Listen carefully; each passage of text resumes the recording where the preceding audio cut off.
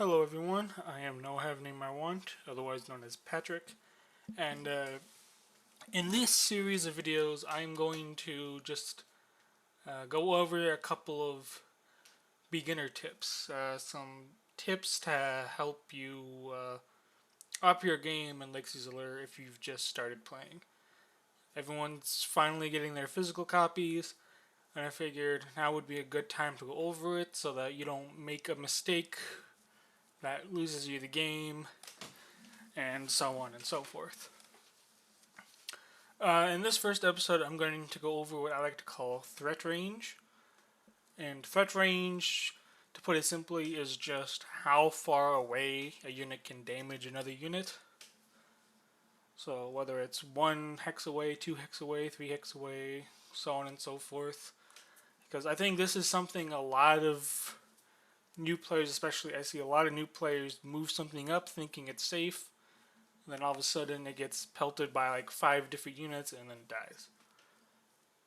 So I just want to describe what threat range is so that you can be on the lookout so that you don't accidentally just throw a unit away. So here we have pretty much every threat range that's relevant at the very least. We have threat ranges going from 1, 2, 3, and 4. And it's quite simple to understand. So a threat range of 1, like the grunt here, just can only hit something 1 hex away. It can't move and then attack, so it can't attack something here for the turn. It would have to move next to it before it can hit it. So threat range 1 is very simple to understand. It's very simple to see and play around because it can only hit something next to it, which is very small, very easy to just move around and whatnot. So threat range of 1 is just like the melee units. There's no charging, there's no range attacks, it's just pure blooded melee units that just want to hit stuff. The next threat range we have is 2. 2 is... I don't think it's very common. I think Vesuvian Archer is like one of the only ones, but essentially threat range of 2 means it can attack 2 hexes away. So it can like shoot past this grunt and attack the swordsman. And it's a bit harder to play around simply because it's kind of hard to move up on a unit with 2 threat range without having any form of mobility, simply because it can usually get a shot off first. And all the units with threat range 2, I believe, are ranged. I could be wrong about that, but I'm pretty sure the only threat range 2 units are ranged. Actually, no, there's the bears. So threat range 2 is not super common. It's not super great, but it is something to be aware of. And the next is threat range 3. I think this is the most common because a lot of the most common units I think you'll see are charging units, and most charging units have 3 range or 3 movement. So quite simply put, they can attack from 3 hexes away, which is quite large. Like, this is quite a long range to threaten. Like, this unit has so much hexes that it can move to threaten damage. So threat range 3 is quite common. And another thing I wanted to bring up is the Knight and the Wargrider. Because while they have very similar stats, the Wargrider has charging and 3 movement, and the Knight has charging and 3 movement, I would actually classify them as having different threat ranges, simply because the Wargrider has 3 movement. Not 3, because they have allied pathing. Allied pathing changes it because it can't be body blocked by your own unit. So the Wargrider can move up and damage the swordsman. because it can move through its own units and still damage the swordsman.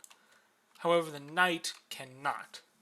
Since it doesn't have allied pathing, it can't move through its swordsman and damage the grunt. It would have to move first to threaten the grunt.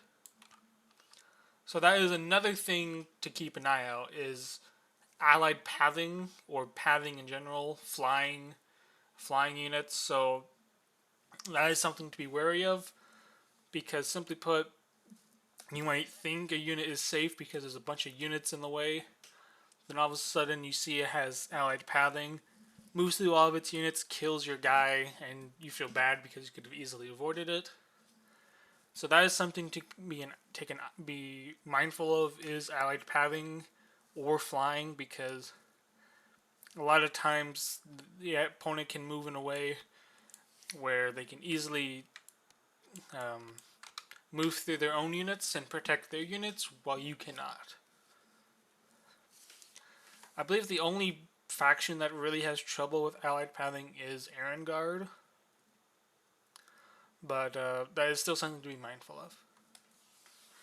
And then the last common threat range is 4. This is very simple. It can attack 4 hexes away. So essentially, it's like half the map is 4 hexes.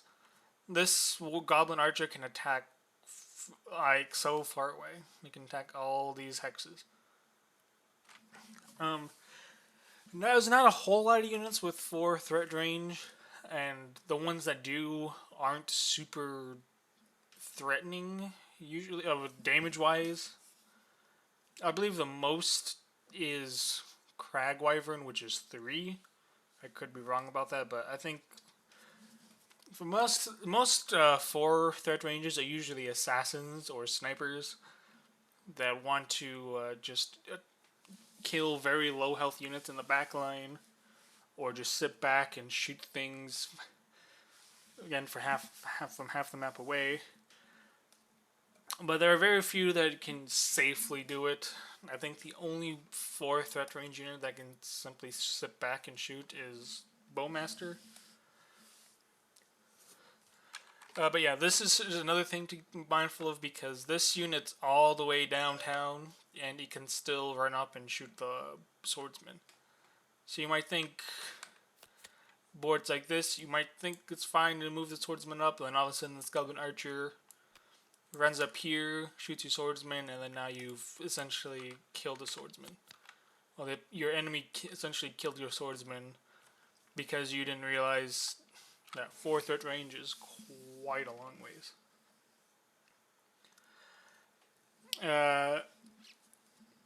Trying to think of stuff. Oh yeah, I guess combinable is another thing while I'm thinking about it.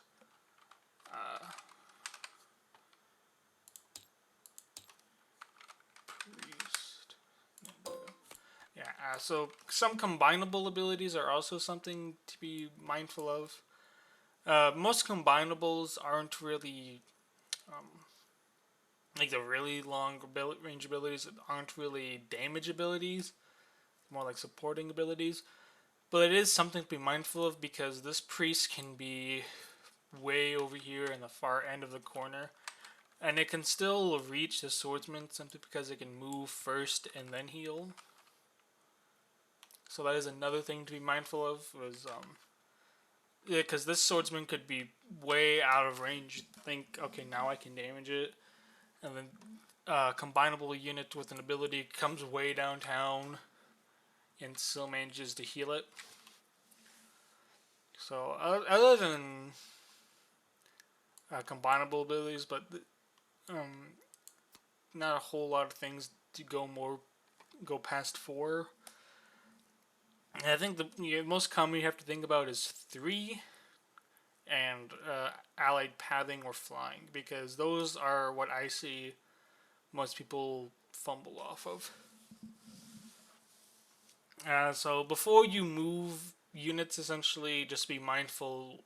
Just look at their units, think, okay, if I move it to this hex, how many things can damage it, essentially?